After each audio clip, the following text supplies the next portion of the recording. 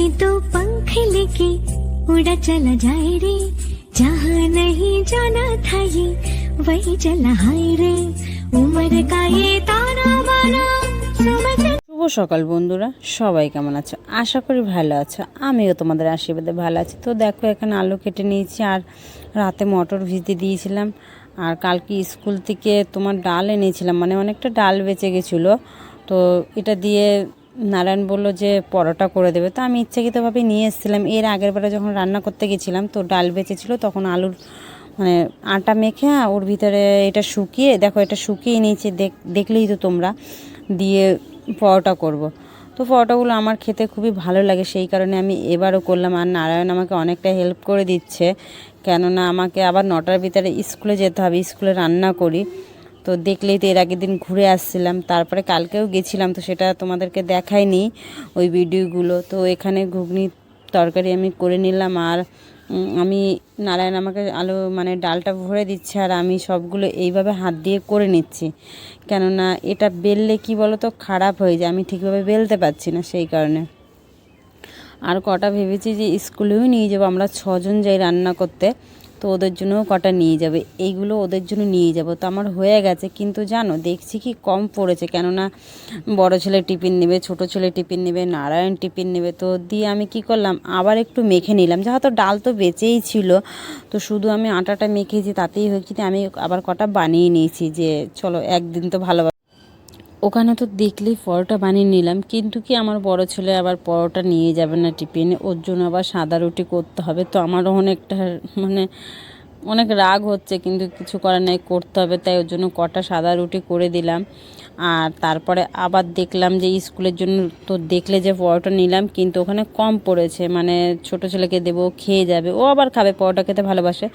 তো দিয়ে আমি আবার কিছুটা মাখিয়ে নিলাম, কটা পরোটা আবার করে নিলাম। আমিও নিয়েছি কটা স্কুলের জন্য, তাই ভাবলাম কম পড়বে, এবার যাকে একটা দেব, ছোটো যা আছে, তারপর ওই বড় যার মেয়ে আছে ওকে একটা দেবো, সেই কারণে আমি আর কটা এই যে করে নিলাম। তো তারপরে করার পরে চলো রেডি হয়ে নিই, স্কুলে যাই। স্কুলে যাওয়া যাক, ভালোই বেলা হয়েছে। আর এর আগের দিনও আমি দেরি করে গেছি, সবাই আগে চলে গেছে, কিন্তু আমি দেরি করে গেছি, সেই কারণে আজকে আর দেরি করব না। তো সেটাই চেষ্টা করছি, দেখা যাক। তো আমিও একটু খেয়ে নেবো, পরোটা খেয়েই যাব। তারপরে ওখানে এমনিতেও আমরা সবাই মিলে চা খাই, মানে এক একদিন এক একজনে নিয়ে আসি, এরকমই আমাদের কথা হয়। তো দেখো 9:15 বেজে গেছে, আর আমার 9:30 ভিতরে যেতে হবে। তো চলো হয়ে গেছে, এবার আমি রেডি হয়েছি, তো চলো যাওয়া যাক। তো দেখা হচ্ছে আবার ওখানে গিয়ে। আর এই দেখো চলে এসেছি, তো এখানে চা করে নিয়েছে আগেই, মানে ডাল সেদ্ধ দিয়ে দিয়েছে, আর তার আগে চাটা করে নিয়েছিল। এই যে পরোটা বললাম না, তো সেটা দিয়েই আমরা সবাই খাবো এখন।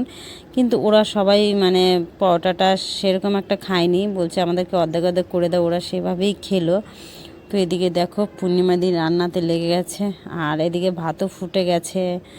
তারপরে তোমার সবাই সবজি টবজি কাটা কমপ্লিট, এই দেখো ভাত নামিয়ে নিয়েছে। আর আজকে হবে তোমার সয়াবিন আলু পেঁপে দিয়ে তরকারি আর ডাল। এমনিতেই স্কুলে দুটোই হয়, একটা ধরো ডাল হয় বা কোনো একটা সবজি হয়, এইদের সবজিটাও হয়ে যাবে এখনই, সব কিছু হয়ে গেছে। তো হয়ে গেছে, দিয়ে ওরা আগে খেয়ে নিয়েছিল, আর আমি আর পূর্ণিমা দিয়ে এখন খাচ্ছি। রান্না কমপ্লিট হয়ে গেছে, এখন বসেই আছি সবাই।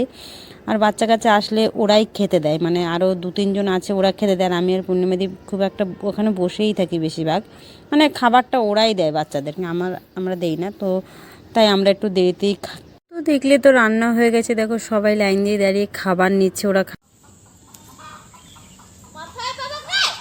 দে ছোড় ছোড় ছোড় ছোড়।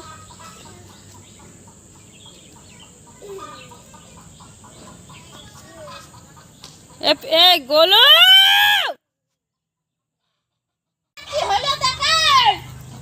পিয়ুষ, কি করছিস? পিয়ুষ কি করছিস?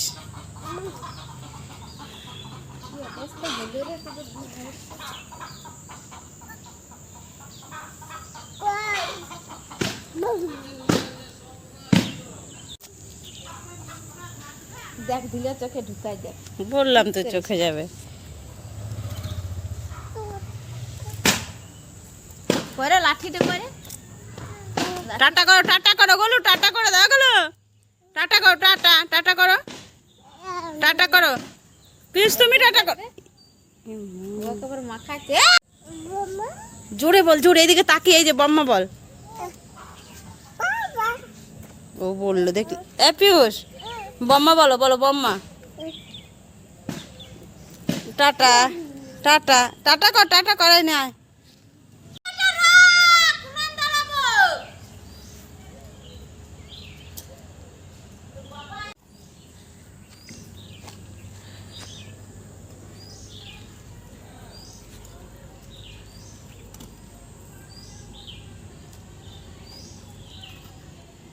তো দেখো, তোমরা তো দেখলেই আমরা স্কুলে ছিলাম। দেখো স্কুল থেকে বাড়ি গিয়ে আমাদের আসতে হচ্ছে একটা মন্দিরে। মন্দিরে বলাটা ভুল হবে, মন্দিরে পরে এসছি, আগে এসেছিলাম এই যে এই মেয়ে আছে না, এই যে দেখতে পাচ্ছ খুশি, এর বাড়ি গিয়েছিলাম। কেন কি তাও বলছি, এই যে পূর্ণিমাদির ছেলে এটা, ঠিক আছে, এর নাম হচ্ছে ছোটকা। তো ছোটকাকে এরা দুজনকে ভালোবাসে। তো মেয়েটা চলে এসছে ওদের বাড়িতে যে আমি এখন বিয়ে করব। তো এবার দেখো, গার্জিয়ান ছাড়া তো কখনো বিয়ে দেওয়া যায় না, যতই ছেলেমেয়ের বয়স হোক যাই হোক, একটা মা বাবার আশীর্বাদ তো দরকার। তো সেই কারণে পূর্ণিমা দিয়ে একটা সিদ্ধান্ত নিল যে মেয়েটাকে বললো, মানে খুশিকে বললো, তুমি তোমার মা বাবাকে ডাকো, তবেই আমি বিয়ে দেবো, ঠিক আছে, আমার কোনো সমস্যা নেই, কিন্তু তোমার মা বাবাকে ছাড়া তোমাকে আমি বিয়ে দিতে পারি না, ঠিক আছে।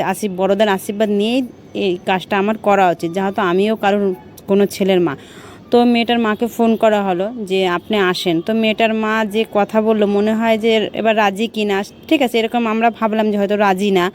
তো আমরা কি করলাম, মেয়েকে নিয়ে, আরও আমার বান্ধবী আছে সবাই অনেকে নিয়ে আমরা চলে আসলাম মেয়েটাদের বাড়িতে, ঠিক আছে, যে আপনার মেয়ে এই নিন, আপনাদের হাতে তুলে দিচ্ছি। তো ওদের তো পছন্দ ছিল ছোটকাকে, আগে থেকে কথাবার্তা ছিল, হ্যাঁ ওরা চেয়েছিল একটু পরে দেবে, যে হয়তো কলেজটা কমপ্লিট করেনি সেই কারণে, আর ছোটকাও একটা মানে নিজস্ব একটা ভবিষ্যৎ তৈরি করুক, তাই সেই কারণে। তো ভালোই, ওদের সিদ্ধান্তটা খারাপ ছিল। আমি কেন চটি না না ওদের তো ভালো লাগছে ঠাকুর মশাই কই এখন? ঠাকুর মশাই নেই আর ওর মা করবে না, অত কথা কি দরকার? পয়সাটা কোথায়? পয়সাটা দিলাম তোমার। এই যে আমার কাছে ধর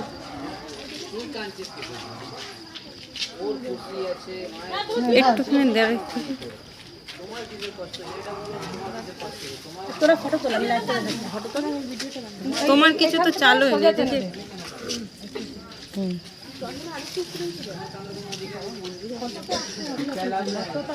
খুশি দেখো, খুশির খুশি। কপাল থেকে টান, কপাল থেকে টান, এখান থেকে টান।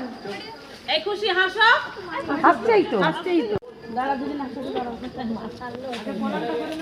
তুমি আগে বললে না মালাটা নিয়ে আসতে? নে ধর। আগে বলতে পারতে মালাটা নিয়ে আসো। মাথা বলতে যাবে? সামনে তো আরো ভালো হবে। ধর, এই সিঁদুরটা এক বছর পরবি, রাখ রাখ। বিদায় করবো। তো দেখলেই তো, ওর মা বাবা নিজে দাঁড়িয়ে থেকেই বিয়েটা দিল। কেন কি মেয়েকে নিয়ে গেছি, কিন্তু মেয়ে বলছে না আমি ওই ছেলের কাছেই যাব, ও কিছুতেই শুনছে না। তারপরে এবার ছেলের মাকে জিজ্ঞাসা করা হলো, ছেলের মা বললো তোমরা যেটা ভালো বুঝো করো। মেয়ের মাও দেখলো না, আর কি করব।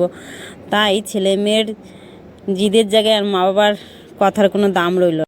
তোমরা তো দেখলেই ওরা দাঁড়িয়ে থেকে বিয়ে দিল। তো এটা হচ্ছে তার পরের দিন, এবার সন্ধ্যাবেলা। তো এবার ধরো ওকে ওইভাবে ওরা বিয়ে দিয়েছে, শাঁখা ঠাকা তো কিছু ছিল না, কেন আমাদের তো সেরকম বিয়ে দেওয়ার কোনো উদ্দেশ্য ছিল না, যে ওর মা বাবা যেটা করবে মেয়ের মা বাবা, সেই কারণেই পূর্ণিমা দিয়ে ওদের হাতে মেয়েকে তুলে দেওয়ার জন্য গেছিলাম। তো যাই হোক, ওরা সিদ্ধান্ত নিল যে মেয়েকে এখনই, মানে মেয়ে শুনবে না, তাই মেয়েকে বিয়ে দিয়ে দিল।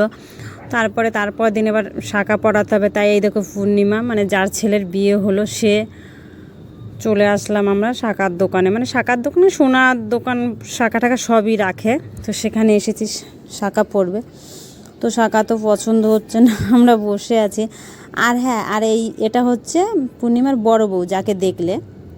আর এই ভিডিওটা আজকে বেশি বড় করব না, এখানেই শেষ করব। কিন্তু এদের আরও কিছু নিয়ম কারণ আছে, সেটা হয়তো তোমাদেরকে অন্য ভিডিওতে দেখাবো। এই ভিডিওটা আর বেশি বড় করব না। তো দেখো, তো শাঁখা আমাদের পছন্দ হলো। শাঁখা পলাটা একটু বড় ছিল, তো কি করব, সেইটাই পেলাম না আর ওর হাতের, সেই কারণে ওটাই পরে নিল। এখন পরে দেখা যাবে। তো পরার পরে খুবই সুন্দর লাগছিলো। আর এদিকে পূর্ণিমাদির এবার গোপাল আছে, তো সেই গোপালের জন্য প্যান্ট জামা নিচ্ছিল। তো তারপর নেবার পরে আমরা চলে এসেছি পূর্ণিমাদির শ্বশুর বাড়িতে, মানে ওর শাশুড়ির কাছে। ওর বৌমাকে নিয়ে আসলো প্রণাম করাবার জন্য। তো দেখো ওদের বাড়িতে কত কিউট একটু খরগোশ আছে। আর এখানে ওর ঠাকুমা আর কি, তো নাত বউ হয় ওনার, তো তাকে দিয়ে দিল শাড়ি, প্রণাম করলো, সে আবার শাড়ি এনে দিল। চলো ভালোই, এইটু সময়ের ভিতরে আমাদেরকে চপ টপ খেতে দিয়েছিল। তো আমরা এখন চলে যাব বাড়ি।